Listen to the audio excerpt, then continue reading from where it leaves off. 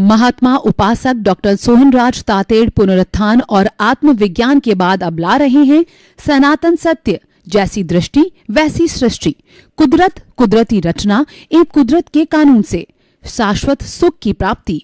Log in करें www.drsohanrajtated.com, YouTube channel doctor Sohanraj Tated, play store से download करें mobile app doctor Sohanraj Tated. ओम शांति प्रभो, जय शांति प्रभो, पार्श्वनाथ महावीर प्रभो। ओम शांति प्रभो, जय शांति प्रभो, पार्श्वनाथ महावीर प्रभो। ओम शांति प्रभो, जय शांति प्रभो, पार्श्वनाथ महावीर प्रभु। हे मेरे भीतर विराजमान शुद्ध आत्मा भगवान, परम पिता परमेश्वर, मेरे आराध्य, मेरे ईश्वर, मेरे भगवान, मेरे इष्ट, मुझे ऐसी शक्ति दो, जागृति दो कि मेरे मन में किसी के प्रति बुरे भाव नहीं आवे, मैं किसी को दोषी नहीं देखूं, मेरा राग द्वेष हर क्षण घटता रहे, मेरा संभाव हर क्षण बढ़ता रहे, मैं किसी के प्रति अभिप्राय और ओपिनियन नहीं दूं। हर जन्म में मेरे को मुक्ति के कर्म मिले, हर जन्म में मेरे को ज्ञानी पुरुष मिले और मुझे सद्गुरु मिले। ऐसी कृपा करो, शक्ति दो, जागृति दो, आशीर्वाद दो। भाई और बहनों, आज का हमारा अति सुंदर, अति उत्तम विषय है कि जड़ की संगत और चेतन की संगत। संगत का अर्थ है सानिध्य लेना। Man is known by the company he keeps. व्यक्ति संगत से जाना जाता है। अगर आप किसी भले इंसान के पास में बैठे हो, सज्जन व्यक्ति के पास बैठे हो, तो कोई बाहर वाला व्यक्ति आपका जजमेंट करेगा कि आप भी अच्छे सज्जन व्यक्ति हो, क्योंकि जिस व्यक्ति के पास बैठे हो वह रेपुटेड व्यक्ति है, उसकी संगत ले रहे हो। इसके विरुद्ध में आप किसी पियक्कड़ या किसी जुआरी के पास में बैठे हो, अय्यासी के पास में बैठे हो, तो लोग ये अंदाजा लगाएंगे कि आप भी ऐसे ही हो, क्योंकि आप उसकी संगत ले रहे हो। इसीलिए हमें संगत का बहुत ध्यान रखना चाहिए और संगत के अनुसार ही हमारा जीवन बनता है, हमारा चरित्र बनता है। और चरित्र का मुख्य जो आधार संगत है। जो छोटे बच्चे होते हैं वो माता पिता की संगत करते हैं, माता पिता की कॉपी करते हैं, माता पिता का जैसा चरित्र होता है, अच्छा या बुरा, वो वैसे बनने चालू हो जाते हैं। इसीलिए कहा गया है, if wealth is lost nothing is lost, if health is lost something is lost, and if the character is lost everything is lost. इसलिए कैरेक्टर का बहुत ध्यान रखना चाहिए, क्योंकि हमारी भारतीय संस्कृति चरित्र प्रधान है। और दार्शनिक दृष्टि से बात करें तो चारित्र जो है अंतिम मुक्ति का मार्ग है। सम्यक दर्शन, सम्यक ज्ञान और सम्यक तप और सम्यक चारित्र। चारित्र सम्यक होता है जब हमारे को हमारे स्वरूप की अनुभूति चालू होती है, स्पर्श होता है। उसके बिना स्पर्श नहीं हो सकता है। व्यक्ति कितना ही लच्छेदार भाषण दे, कितना ही मीठी मीठी बातें करे, लेकिन उसका चरित्र नहीं है तो वो प्रभाव नहीं पड़ता है। और उसका भीतर का चरित्र अच्छा है तो उसकी हर बात का प्रभाव पड़ता है। और ऐसा कहा भी गया है, जो मन वचन काया की शुद्धि रखते हैं उनके वचन सिद्ध होते हैं। जो सत्यार्थी होते हैं उनको वचन सिद्धि होती है, क्योंकि उनकी तपस्या का प्रभाव है। तो हम आपको कहना चाहते हैं कि संगत का बहुत बड़ा असर होता है। हमारे राजस्थानी में एक कहावत है कि कालियर कने बैठो तो कालियर गुण लो, गोरिया कने बैठो तो गोरियर गुण लो। यानी जैसे व्यक्ति के पास बैठोगे उसके गुण लोगे। और कपड़ा भी जो है, जो हमारी संगत करता है, अपीयरेंस शोज द मैन। अच्छे जो है कपड़ा पहनने से भी व्यक्ति की पर्सनैलिटी अच्छी बनती है। तो भाई और बहनों, हम आपको बताना चाहते हैं कि आप जीवन भर किसकी संगत करते हो। दार्शनिक दृष्टि से, अध्यात्म विज्ञान की दृष्टि से और सनातन सत्य की दृष्टि से, मुक्ति के मार्ग की दृष्टि से जो है वो संगत, इस ब्रह्मांड में दो तरह की संगत चलती है। एक तो जड़ की संगत और दूसरा चेतन की संगत। आपके भीतर दोनों है। ये हमारा शरीर है, वो जड़ और चेतन का मिश्रण है और वो बंधा हुआ है। इसके बीच में जो लकड़ी और सनमाइका के बीच में फेविकॉल होती है, तो हमारे जड़ रूपी मन वचन काया रूपी पुतला है और चेतन हमारा प्रभु है। वो हमारा शुद्ध आत्मा परम पिता परमेश्वर भगवान ईश्वर मुक्ति स्वरूप है। मूल रूप में अभी हम बने नहीं हैं, उसको हमें पाना है, ये हमारा लक्ष्य है। तो भाई और बहनों, बीच में जो होता है फेविकॉल, वो है अज्ञान। अज्ञान ने दोनों को चिपकाए रखा है जन्म जन्मांतर से। वह अज्ञान है, वो जड़ स्वरूप है। क्योंकि जो है वो क्रमिक मार्ग की बात करें या जैन दर्शन की बात करें, तो ये जो है वो हमारा कार्बन शरीर है। ये चतुष्पर्शी पुद्गलों का बना हुआ होता है और ये पुद्गल जो है वो ब्रह्मांड से मन वचन काया की प्रवृत्ति के साथ में खींचे जाते हैं और कार्बन शरीर रूप में, अज्ञान रूप में हमारी आत्मा के साथ में वो चिपकते रहते हैं फेविकॉल की तरह, और वह बंध कहलाता है। और उनको हम हटाते हैं तो वो निर्जरा कहलाती है। और उनको जो उनको बिल्कुल हमारे परमाणुओं का आना ही बंद कर लेते हैं, उसको संवर कहते हैं। और उन कर्म रूपी परमाणुओं के आने के द्वार को आश्रव कहा जाता है। तो जड़ की संगत करते हो या चेतन की संगत करते हो। जड़ की चेतन का अर्थ हो गया देहाध्यास। यानी कि अगर हम एक प्रकार से जो है वो एक सर्कल खींचे तो उसका जो केंद्र है उससे परिधि खींची जाएगी। परिधि है वो जड़ की संगत है। इस पर धन है, दौलत है, परिवार है, पद है, प्रतिष्ठा है और हमारी कहना चाहिए साधन है, संपत्ति है। वो सब चीजें जड़ स्वरूप हमारी परिधि पे होती है। और जो केंद्र है वो उस पर चेतना रहती है।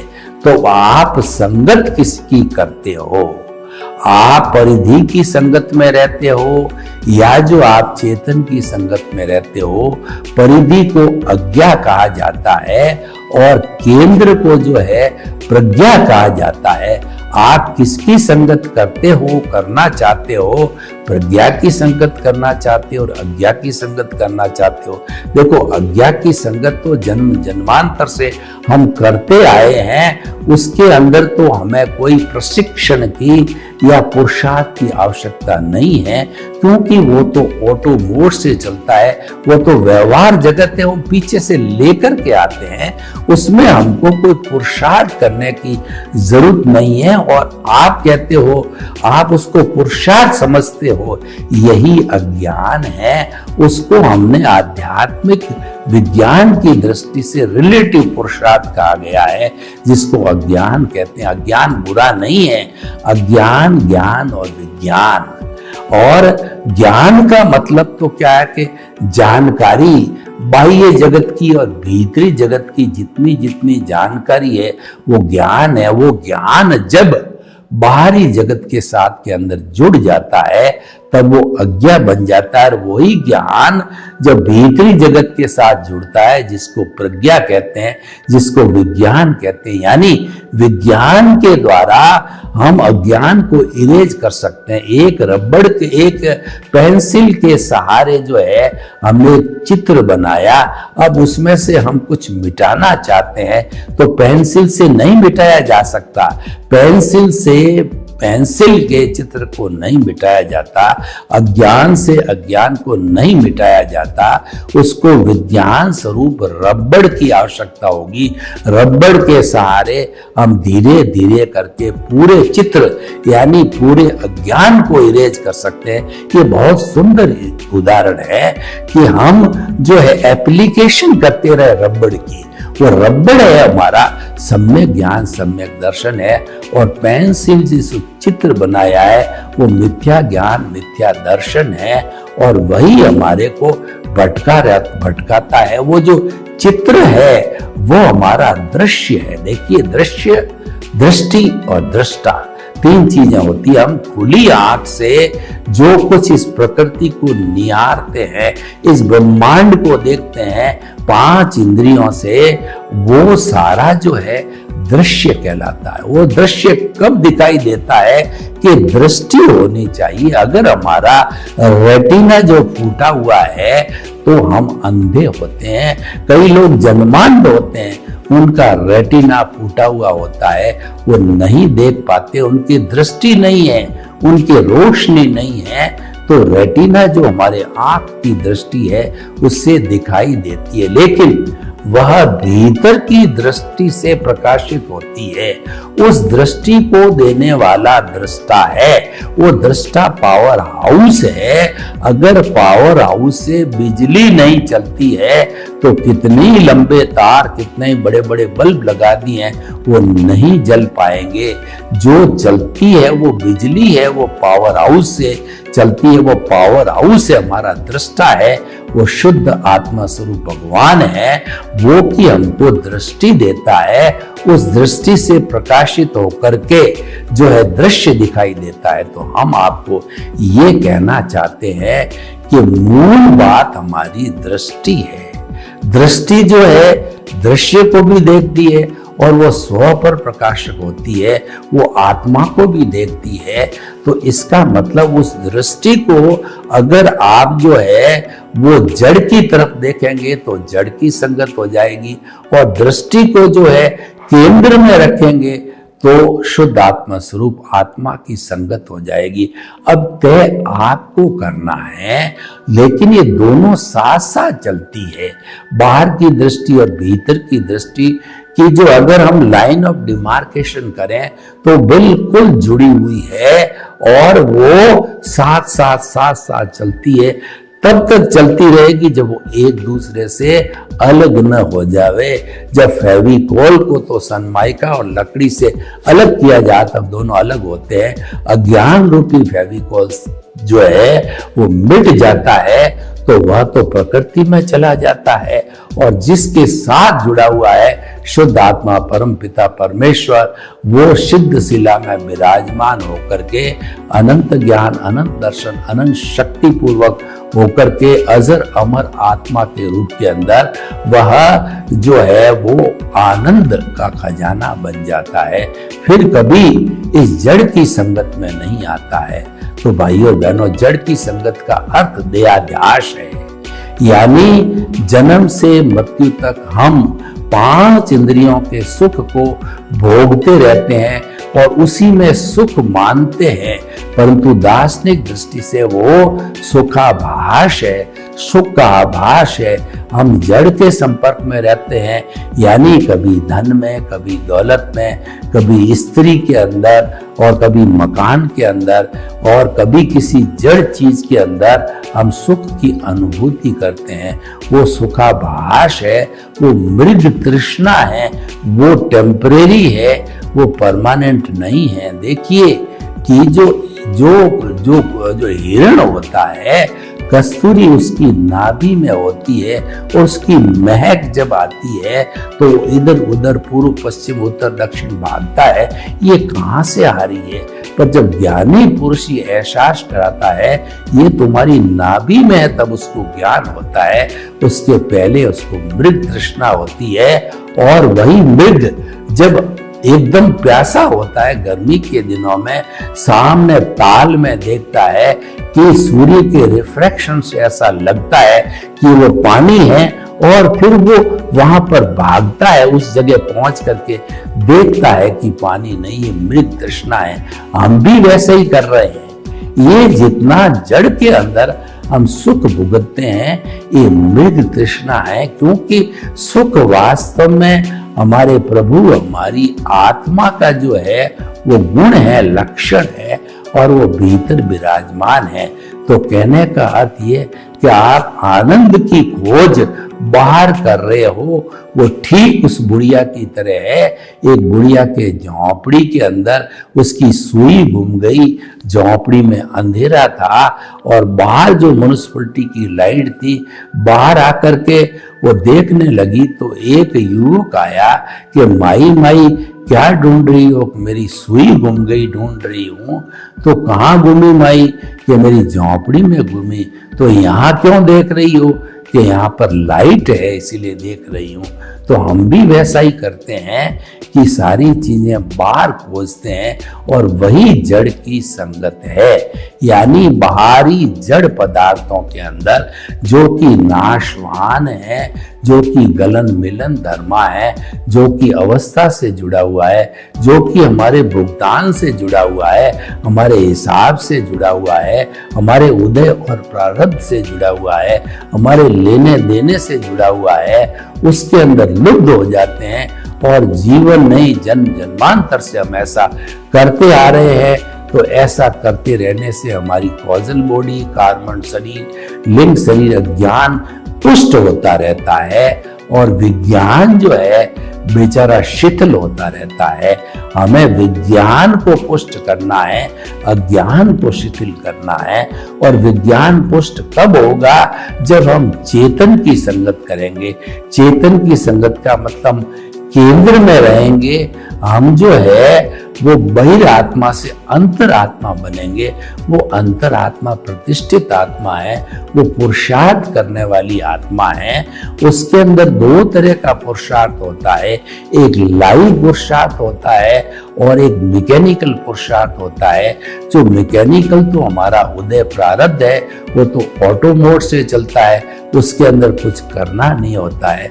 जो लाइव पुरुषार्थ दो तरह का होता है, एक तो रिलेटिव पुरुषार्थ और दूसरा रियल पुरुषार्थ। रिलेटिव पुरुषार्थ जो होता है वो जड़ की संगत से होता है, और रियल पुरुषार्थ होता है वो चेतन की संगत में रहता है। यानी हम अगर चेतन के पाले में रहते हैं, चेतन की भजना करें, चेतन के गुणों को याद करें और चेतन से वार्तालाप करें और चेतन चेतन का ही करते रहे, तो हमारे को जो कुछ भी कोड चढ़ेगा कर्मों का, वह मोक्ष के लायक और सहायक पुण्य मिलेगा, वो हमें मुक्ति की ओर ले जाएगा। और जो चेतन के इर्द गिर्द रहने का अर्थ ये है, हमारी प्रज्ञा जागृत रहेगी। प्रज्ञा जागृत का अर्थ ये है कि हम कुदरती रचना को देखते रहेंगे। जो कुदरती रचना को देखता रहता है वह सन्यासी है, और वो जड़ के जो है साथ रहता है, वह व्यक्ति संसारी है। बिल्कुल सीधी डेफिनेशन है। कुदरती रचना देखना संसारी है, और देहाध्यास में कुदरती रचना देखना संन्यास है, और देहाध्यास में रहना संसारी जीवन है। तो आपको तय करना है कि आपको किसकी संगत करनी है। हम तो यही चाहेंगे, आपको शाश्वत सुख की प्राप्ति करनी हो तो आप चेतन की संगत में रहिए, चेतन के पाले में रहिए। और चेतन जो है वो अति सूक्ष्म है, वह जो है वह अरूपी है, वो दिखाई नहीं देता, लेकिन उसकी प्रेजेंस के बिना हमारा ये शरीर जड़वत है, हमारा शरीर जो है मृतवत है। तो उसके रहने से ही ये एक्टिव होता है और चेतन की तरह काम करता है। इंद्रियों का जो है काम होता है, शरीर का हलन चलन होता है, और जब ये चला जाता है, हमारा कहना चाहिए कि ये चेतन तत्व, तब वो मुर्दा बन जाता है। हमको मुर्दा नहीं बनना है, हमको तो चेतन चाहे किसी शरीर में रहे, केंद्र में हमेशा उसको रखना है। हरि अनंत, हरि कथा अनंत। आप किसी भी जन्म के अंदर जाइए, केंद्र के अंदर चेतन को रखिए और भीतर विराजमान शुद्ध आत्मा भगवान या वर्तमान के हमारे सिमंदर स्वामी भगवान तीर्थंकर है, उससे प्रतिदिन ये भाव डालते रहिए, प्रार्थना करते रहिए कि मुझे मुक्ति जाना है, मुझे शाश्वत सुख को प्राप्त करना है, मुझे आपके चरणों में जगह दो।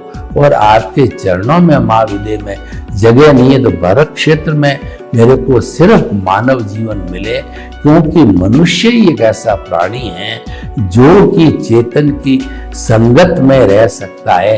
अन्य प्राणी देहाध्यास करते हैं, तो इसीलिए मानव जीवन एक दुर्लभ जीवन है।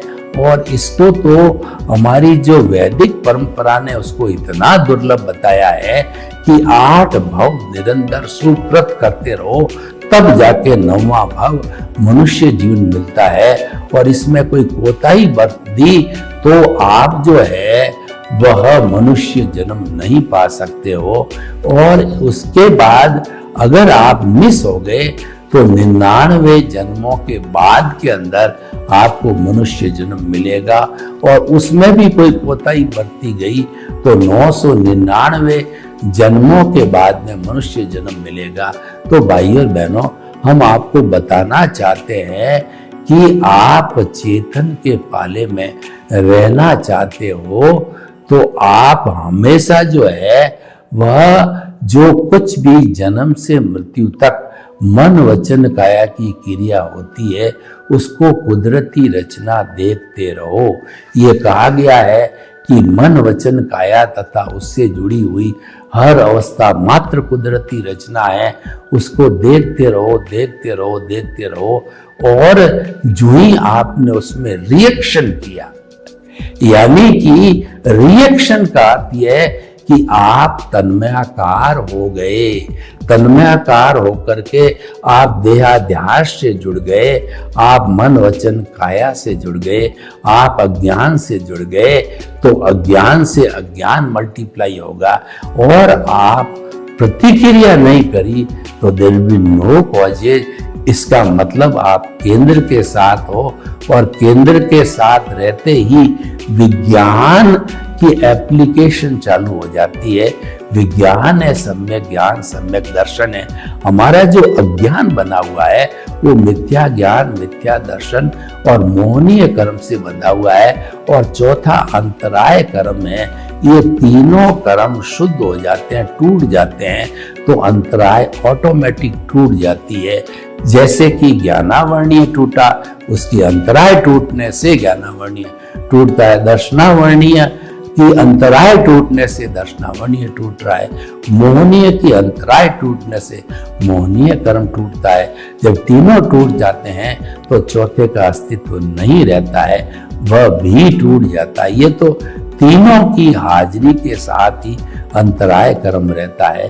तो भाइयों और बहनों, हमें जो अज्ञान को तोड़ना है तो सबसे पहले मोहनीय कर्म जो है वो हमारा दर्शन मोहनीय है। इसका अर्थ ये है कि अनंतानुबंधी जो हमारा कषाय है उससे मोहनीय कर्म जो है, दर्शन मोहनीय पैदा होता है। और जब तक हम उस दर्शना मोहनीय को समाप्त नहीं करेंगे तभी कर्म बंधन रुक नहीं सकता है। तो उसको जो है वो ज्ञानी पुरुष की मदद की सहायता से और हमारी केंद्र में आत्मा की सहायता से, पुण्योदय से उसको जो है समाप्त करके हमको no ownership, no doership, no blame, no claim की स्थिति में रह करके और जो उसको समाप्त करना है। तो भाइयों और बहनों, हम आपको बताना चाहते हैं कि आप निर्णय करो, आप लक्ष्य बनाओ कि किसकी संगत में रहना है। अगर आपने लक्ष्य बनाया कि मुझे चेतन की संगत में रहना है, तो ये लक्ष्य भव भवांतर में साथ चलते रहेगा, यानी कि हमारा डेवलप्ड ज्ञान दर्शन है वो कैरी फॉरवर्ड होगा। और आपने लक्ष्य बनाया कि नहीं मुझे तो अज्ञा की संगत में रहना है, जड़ की संगत में रहना है, अज्ञान की संगत में रहना है, तो जन्म जन्मांतर से वो तो चला ही आ रहा है, उसमें कोई नई बात नहीं है। यानी कि जड़ की संगत तो हमारे पहचानी हुई है जन्म जन्मांतर से। ये जितनी भी सत्संग कराई जाती है, जितने भी धार्मिक ग्रंथ है और जितनी भी धार्मिक क्रियाएं होती है, उन सब का लक्ष्य एक ही है, मैं कौन हूं इसकी अनुभूति कराना। क्योंकि हम जो है वो देहाध्यास में जन्म जन्मांतर से जो है वो घूमते आ रहे हैं, और कभी हमने ये प्रयत्न नहीं किया आखिर मेरा स्वरूप क्या है। तो अपने स्वरूप की जानकारी करना है, वह विज्ञान है, वह जो है चेतन की संगत है, उसकी संगत की जानी चाहिए। उससे हमारे को क्या होगा कि शाश्वत सुख की प्राप्ति होनी है। और हमारे को जो है पुरुषार्थ की बात करें तो रियल पुरुषार्थ की हाईएस्ट स्थिति हमको मिलती है। सर्वे भवन्तु सुखिनः, सर्वे सन्तु निरामया। लोग के जीवों को सुख मिले, शांति मिले, आनंद मिले, प्रेम मिले, सौहार्द मिले, और हम सभी चेतन की संगत में रहें, ऐसा पुरुषार्थ करें। आपके प्रति मंगल भाव। ओम शांति। महात्मा उपासक डॉक्टर सोहनराज तातेड़ पुनरुत्थान और आत्मविज्ञान के बाद अब ला रहे हैं सनातन सत्य, जैसी दृष्टि वैसी सृष्टि, कुदरत कुदरती रचना एवं कुदरत के कानून से शाश्वत सुख की प्राप्ति। लॉगिन करें www.drsohanrajtated.com, YouTube channel doctor Sohanraj Tated, play store से डाउनलोड करें mobile app doctor Sohanraj Tated.